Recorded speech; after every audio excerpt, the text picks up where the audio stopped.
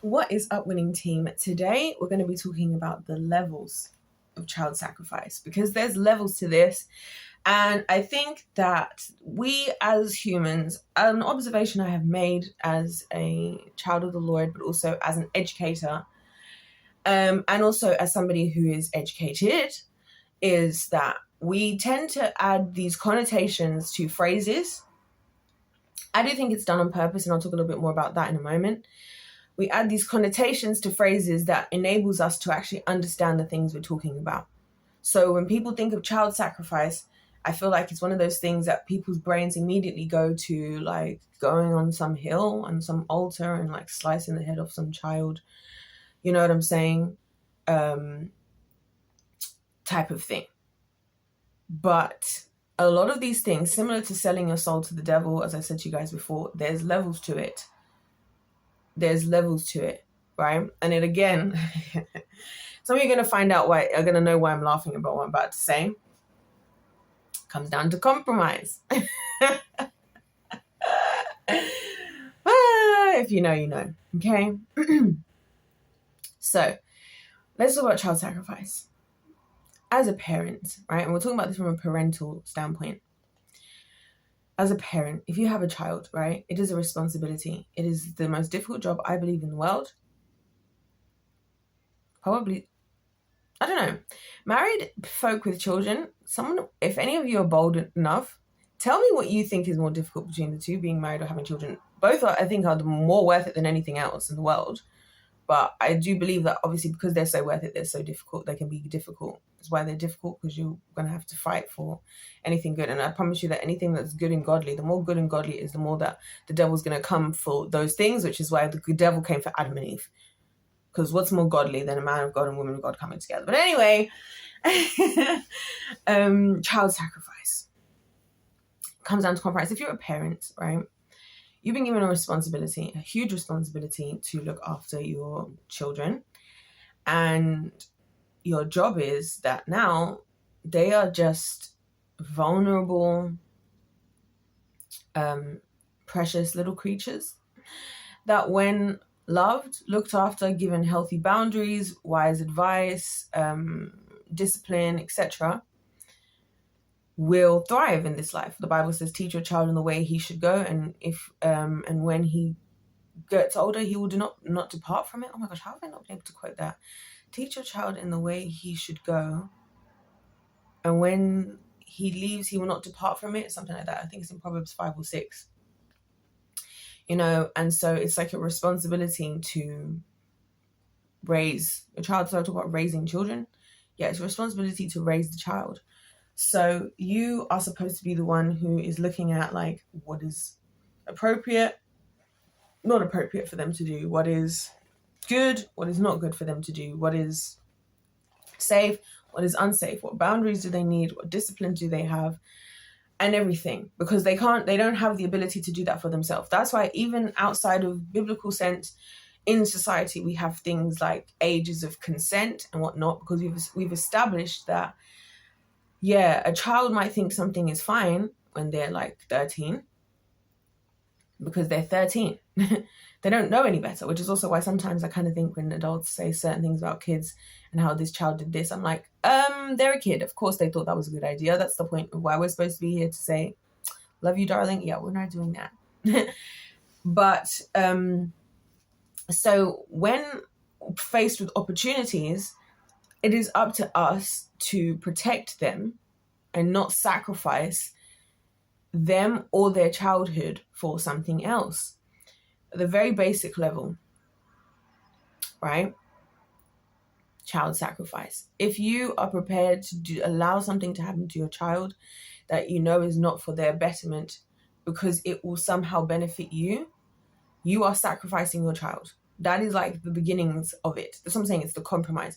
If you're willing to compromise what the child deserves and what the child should get from you, you are engaging in child sacrifice, because you are sacrificing your child in order for your own personal gain. Because what you should be doing is saying, I rather sacrifice everything else, or a lot of other things, not everything else, but a lot of other things, for the sake of your child. And this as we're speaking of it, is so prominent in the world today. I can see it. It's like how, I'll give you guys like a simple example for me that comes from like an African background. So many African parents, not just African parents, this also happens a lot in like the Asian communities where, well, actually let's talk about the African communities, right? They'll be like, oh, we're all supposed to grow up and become doctors and lawyers, right? We all have to become a doctor or a lawyer. That's what you're supposed to do. Is it, a lot of the times, people assume it's because the parent wants the best for you and wants you to get a good, well-paying job. And sometimes that is the case. Sometimes it is. But you know what also happens sometimes? Sometimes it's just the African aunties want to be able to show off at church. My daughter's in medical school. My daughter's a brain surgeon. My son he's a lawyer. He's this. Do you know what I'm saying? It's for you. It's not for the child. It's for you to gain some kind of clout. Like the prodigal father, I don't know how we ended up here, but here we are. The story of the prodigal son in the Bible is such a great story. And the reason why I love it is because the way, and I discovered this recently, that when his son returned, so if you don't know the story of the prodigal son in the Bible, it was a son, he asked his father for his inheritance early. He went and basically just spent it on just stuff that you'd expect a young man to go and blow a whole bunch of money on. And then he returned. The way his dad reacted and responded was such that everything that he did was countercultural for how a man, a Jewish man in particular, should be responding to the behavior of his child, because what the father did in the way he received his son back, and even receiving him, was a disgrace as far as the culture to the father. Like, you have disgraced yourself. You should be ashamed of yourself for how you've conducted yourself in receiving your child like this. But for him, his reputation and whatever was a very lower priority than his dedication to his fatherhood. And that is what I'm talking about, guys, here. That there are situations where we as adults, not just parents, adults, have choices. Are we going to, what are we going to choose to sacrifice in this moment? You know, it's one of the things I had to realize myself, is I realized I didn't want to ever to have to pick a side. But eventually I realized that in this whole battle for the children, I have to pick a side. And the side I have to pick is the children. Because yes, for me, especially from where I'm sitting, a lot of people, a lot of adults, they're like, oh, wow, you're mature for your age. You're so intelligent. You're so responsible, blah, blah, blah. So I could happily sit and enjoy like the older generations, like loving me. And like, you know, I could be there complaining about the kids as well. I could be there just speaking negativity because I've been accepted. Like, I can't tell you how many people I've met. I read somebody else recently, last year, not least that recent. Last year, I connected with somebody that I had known since I was like super duper young. And it happens to me all the time that like either younger people in my family who are younger than me, or young people that knew me, they were like, oh, growing up, I was always told like you should be more like her, as in me, which their parents obviously didn't know me very well. But anyway, so it'd be easy for me to just sit here and like enjoy like being part of the cool kids, the cool adults. Like, let's all like gossip about the kids. They're all the problem. Now, don't get me wrong. I'm not saying we can't talk about the actual genuine issues with children and like the difficulties and stuff. I'm talking about when it becomes a thing of like, they're just these spawns of Satan that came from nowhere. And we're also not like, there's no part where we are acknowledging that we actually have to do something about them and that we're actually responsible for how they turn out as well. Is what I'm talking about. The lack of accountability. So I remember the exact day that I realized I had to make a choice. Am I either going to fight for the kids and stand up for the things that deep down I know is what they need and what they deserve, or I'm going to choose selfishly to sacrifice that for my own personal gain of being more accepted amongst the adult population and being more whatever. It's the compromising thing again. This is what I'm saying. And so that is the beginnings of child sacrifice. I just want to start just there. When we abandon what we're supposed to be doing, or what is God's version of the best, for any type of personal gain, that is the beginning. That is compromise. That is the beginnings of things like child sacrifice, selling your soul to the devil. because you're exchanging something negative you're exchanging something positive for something negative. Like, why would you exchange your soul for money, power, and fame that's all gonna die with you the day you die? You can sign the papers of selling your soul to the devil. You could tell the devil, you could just stand in your room right now and say, devil, I'm selling whatever you want to say. I don't want to say the sentence because I'm obviously doing it. And then immediately you could spontaneously combust. You could be the 0.0001% or whatever it is chance that any of us can just spontaneously combust. You could just spontaneously combust. It could be you. Was it worth it for the riches, power, the money, power, and the fame? It wasn't worth it, was it? And this is what we see. This is a lot of what we see in the entertainment industry. And I've been noticing it more and more that I'm paying attention. I always kind of felt it deep down, but I never really spoke about it. I guess because I really don't, guys, as much as it might seem like it, I genuinely don't enjoy trying to tell people that what they're doing is not for the best or is wrong or something. I don't take enjoyment out of doing it. I do it because it's necessary, and I know that the truth shall set us free. Being convicted, hearing the truth is what was needed. So many times in my life, I've been confronted with things, and it happens all the time, actually. And I love it when I'm confronted with something that challenges the way that I think or the way that I behave.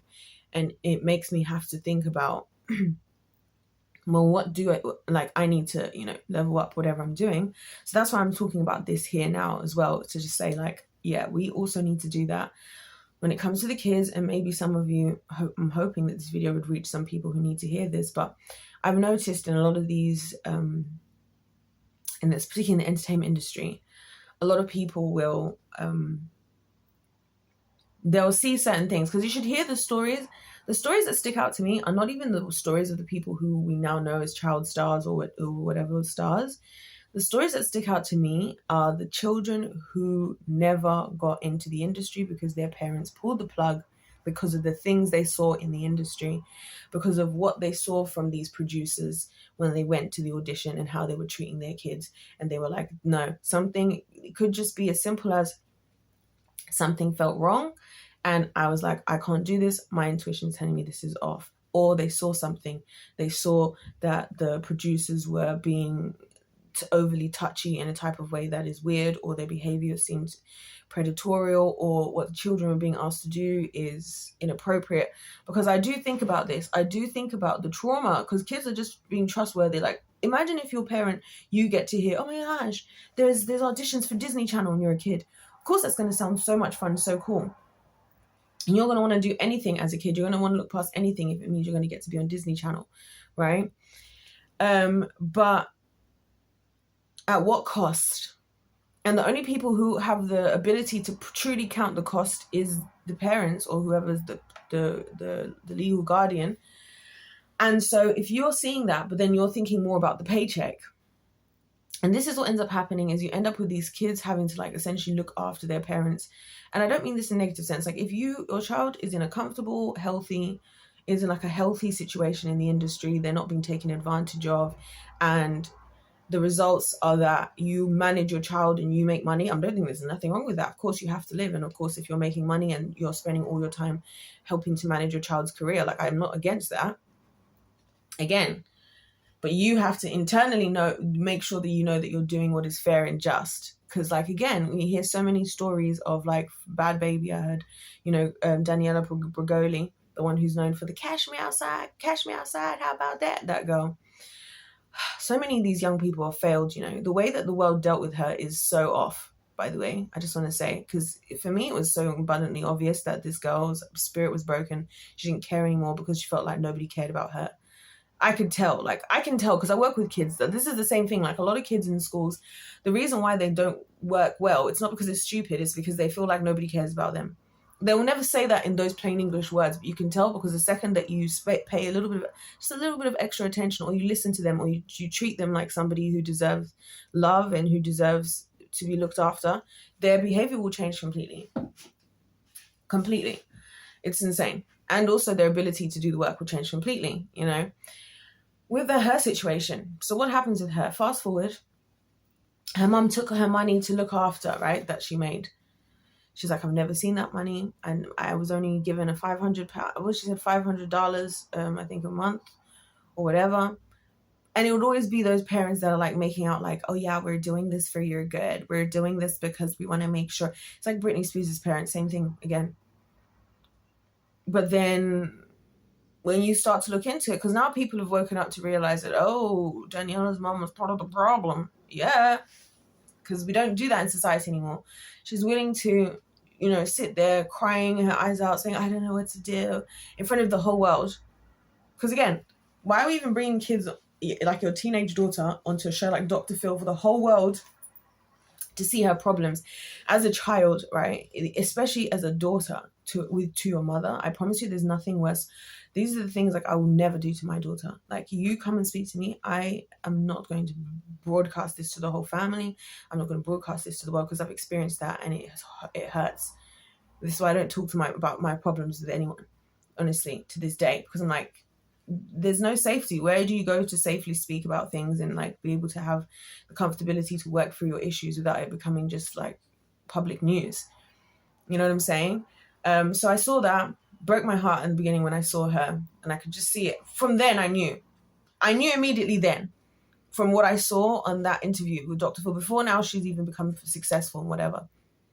And it's crazy how many of these kids figure it out later in life for themselves once they've separated from these situations.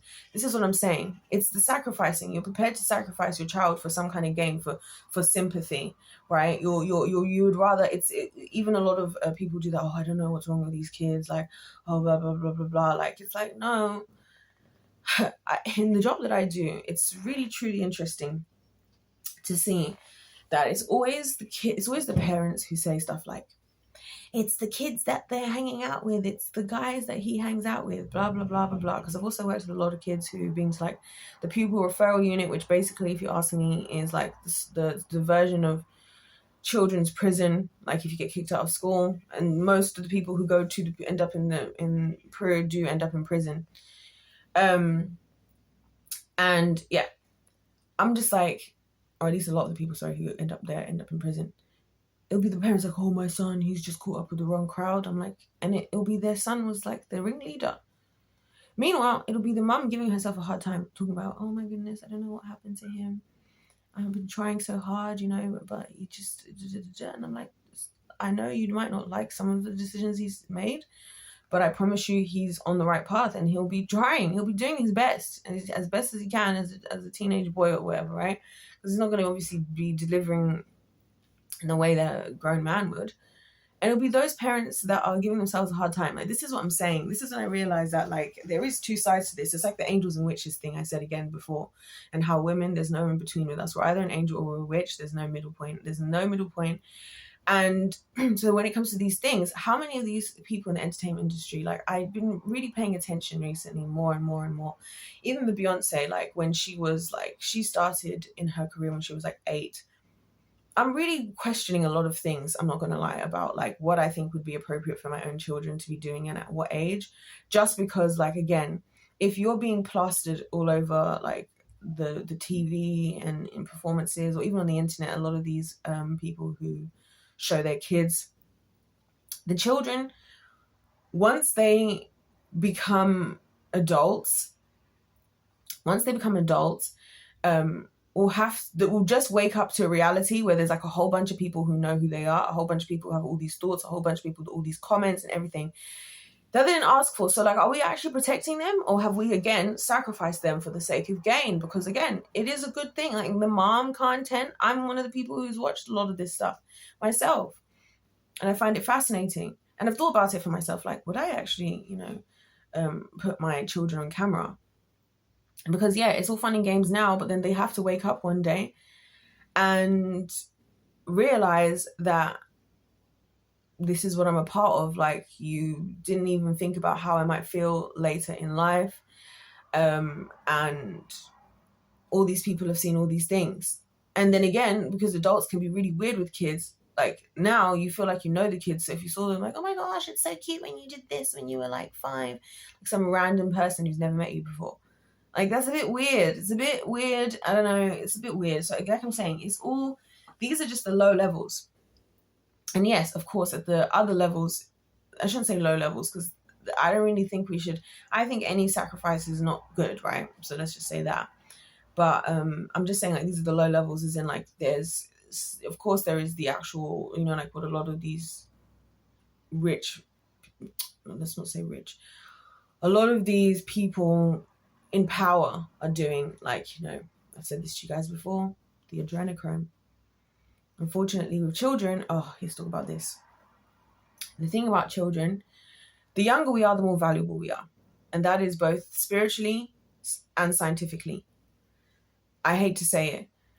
When it comes to scientists, I'll do the science first so that we can create a basis for what I'm saying. When it comes to science, the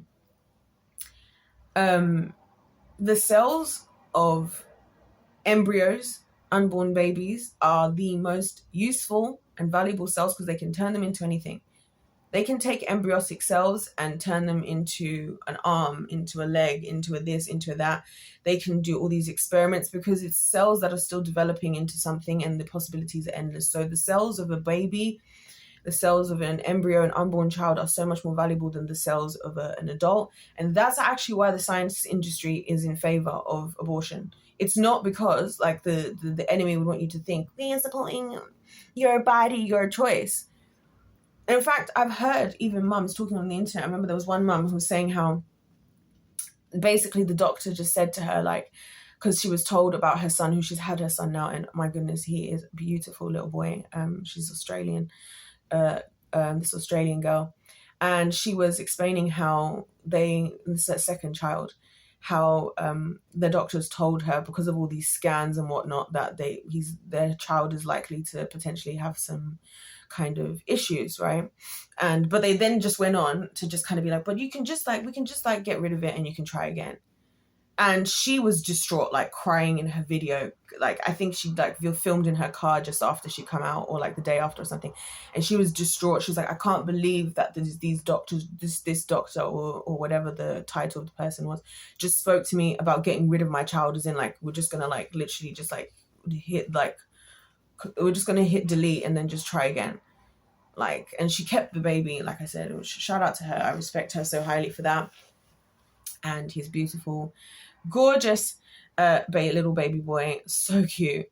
And so it's like, again, why is the industry in favor? They're in favor because if you sacrifice those cells, if you sacrifice the babies, then the gain for the industry is that they can start doing all these experiments, they can do all this science, because scientists can become very detached from humanity and their humanness, and they start to just become obsessed with whatever they're trying to do, and they forget that humans are living creatures that deserve to be loved and looked after, and they start to think of us as more just like opportunities for scientific research and scientific development. So there's that portion, the science department. That's why when people are like, oh yeah, we're moving forward with the abortion and this, I'm like, they don't care about you. They don't even care about you. It's funny how you're like thinking, oh yeah, people like me are against you. People like me actually love you more than they do, because they're just looking forward to all those cells. And I remember seeing a horrific photo that was taken in the United States. I can't remember where it was. This was ages ago. This was during the whole Roe versus Wade, like, malarkey. And I remember there was a picture, and it was all of these boxes, all that had all these babies that had been aborted that were being taken to some science labs. Like, because that's what they're doing. They're not throwing these babies away. Like, they're not like just whatever. They are taking these babies to go and do scientific research on these cells, because they're happy to have them, because like, great, we could actually do so much with that. That's how powerful the Lord is. Imagine God creating us to be so powerful together as men and women, that we can come together and create a child and create a child that has so much potential, right? You know what I'm saying? Like, only God could create something that beautiful. Gosh. And yeah, so that's the scientific side of it, right? And then when you're going to look at the entertainment industry side of it, and not just entertainment industry, but a lot of other industries. As I've said to you guys before, blood is the currency of the spiritual world. And when it comes to the kingdom of darkness, it's also the same way that the more you follow the wisdom of the Lord, the more you walk in the power of the Lord. Jesus Christ was able to defeat death because all he did was say yes to God 100% of the time, and all he did was follow everything God told him to do. Therefore, he walked in total godliness, in perfection, and therefore, because of his perfection, he was able to have the level of power to defeat death itself, which for me is just insane. Praise Jesus. We love you, Jesus. Thank you, Jesus. And so the more you walk in one direction, the more you gain from the direction you're walking in, right? The more you follow the scriptures, the more you follow the voice of the Lord, the more that you're obedient to God, the more you are going to benefit from that.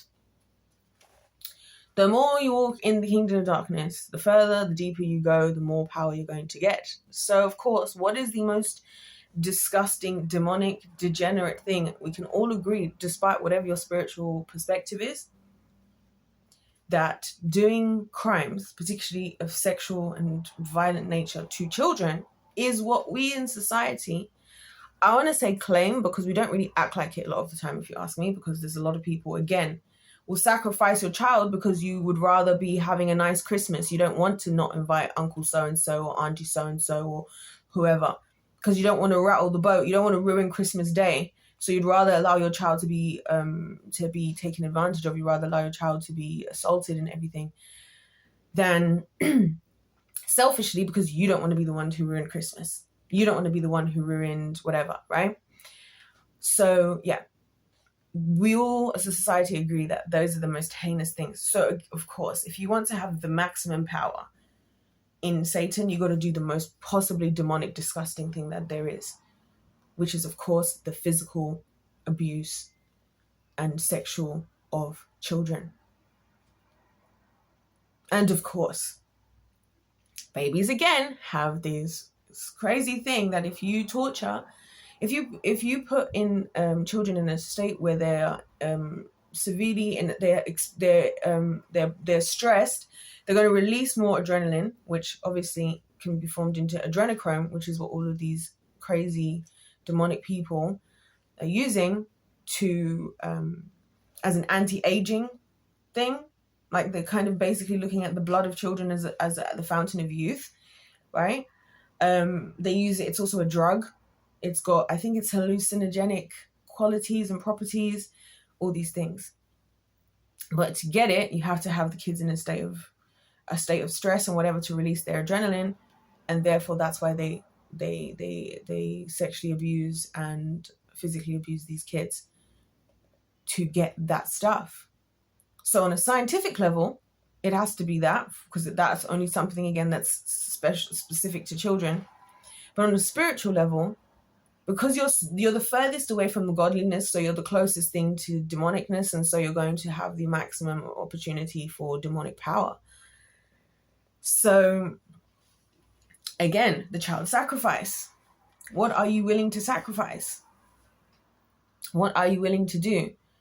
And it astounds me the difference that you see in the world of like how on so many people literally have children just for the sake of, oh, I'm having children because otherwise who's going to look after me when I'm old?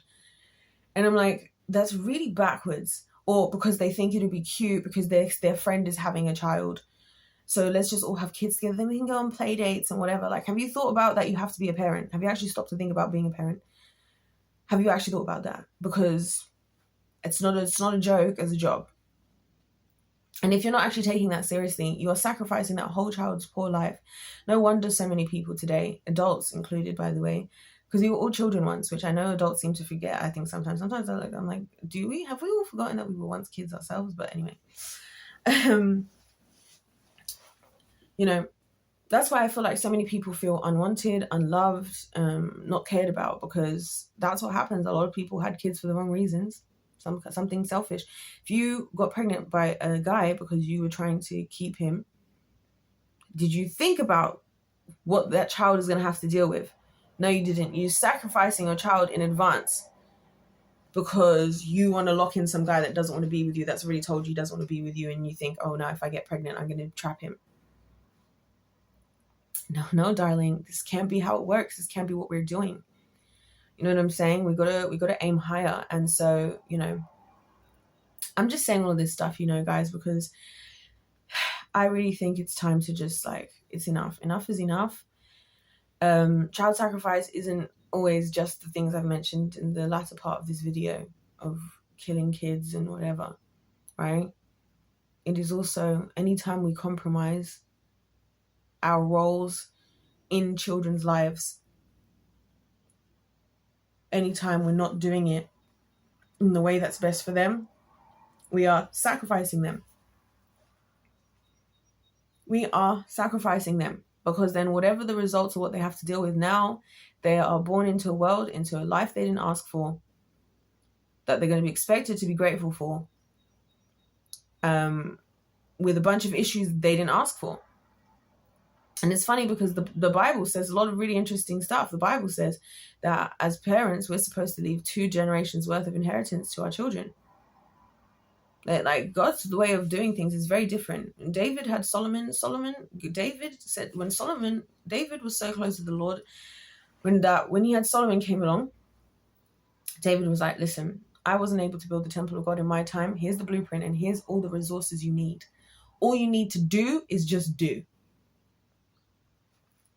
You don't need to worry about what do you need to do. You don't need to worry about figuring it out like all adults are still figuring out. The other day I was like, I saw somebody made a video like, can we normalize being 30 and figuring out, which I think is great. Like, don't get me wrong. But it's like, yeah, it was supposed to be figured out. When you leave home, you're supposed to leave in a state where you have a sense of what you need to do in this life, a sense of who you are. And in fact, the Bible even just only speaks about, anytime God actually talks about even moving out of your own home, is that you come from, is it says, and a man shall leave his mother and father and cling to his wife. So that this whole middle point thing that we're all doing is not even biblical. I just wanted to say, and I believe there's a reason, because God is saying that you leave when you are in a state that you are ready to go and actually be you by yourself and know what you're doing and have a sense of where you're going to go and what you're going to do. Not just like go out into the world and then just like basically be looking at the whole world like, oh, like it's Minecraft. If you guys ever play Minecraft, when you play Minecraft, you just start and you just like pop into the world. You have nothing. There's nothing in your toolbar. There's nothing in your inventory. And you just got to start. You don't know what kind of map you're in, what kind of whatever. You just got to start, and then you just start breaking blocks and building stuff and just figuring it out from scratch. That wasn't the Lord's intention. The Lord's intention was you would inherit land. You would inherit, land. You would inherit trades from your parents, skills. You would inherit wisdom. You know what I'm saying? That's why I believe when the Bible says in the 10 Commandments that you should honor your mother and father and you will live long. I don't believe that he's only trying to say that that type of behavior is going to lead to long life. What I believe he's saying is when you follow the wisdom of godly, wise parents, they will give you the tools for you to live long so that you will know how to live long. Not just that it's just going to happen out of somewhere. They will guide you in that direction. And so, again, I'm going to stop because I've been talking forever. But yeah, we got to really think about what we're doing and why we're doing it. I think I've thought of starting a campaign called the Close Our Leg campaign for us women, to where we just all decide to just, keep our legs closed, honestly, and really think about what we're doing. You know what I'm saying? Because these children are asked to be here. And more importantly, as well, if we are going to have them, it's a responsibility that we will be held accountable for. It's not something to joke around about. It's not something to go into the entertainment industry and be like, oh, it's okay. All these Hollywood executives can just touch my child in all these ways and be inappropriate or say that the child needs to be naked or whatever. As long as I'm getting money, that's what's happening to a lot of these kids. Like Beyonce, I'm going to talk about Beyonce in a separate video another time. As I've been looking into her parents, it's very interesting with Beyonce, how both of her parents essentially failed her, to be honest, if you ask me. Her mom wanted her to be with Jay-Z because I know Beyonce's mom, the way she is, I can kind of tell what kind of woman she is. Because she's been the one who's like kind of somewhat been allegedly supporting Diddy. She was encouraging Beyonce to get with Jay-Z, even though Jay-Z was on probation, I think, because he stabbed somebody. she didn't care. She's going on with him. And then Beyonce's dad was the one who was just trying to turn his daughter into a superstar. We won't even get into how weird it is for me that mothers and fathers like Britney's dad and Beyonce's dad were both just out here encouraging their daughters to act like hoes and stuff in their music videos and be naked and all this for the sake of making money. But that is going to be a video for another day. So if you want to hear that, you better hit that subscribe button. Otherwise, if life's a game, let's play to win. Let me know your thoughts in the comment section down below. God bless every single one of you, and I'll see you in my next one. Goodbye.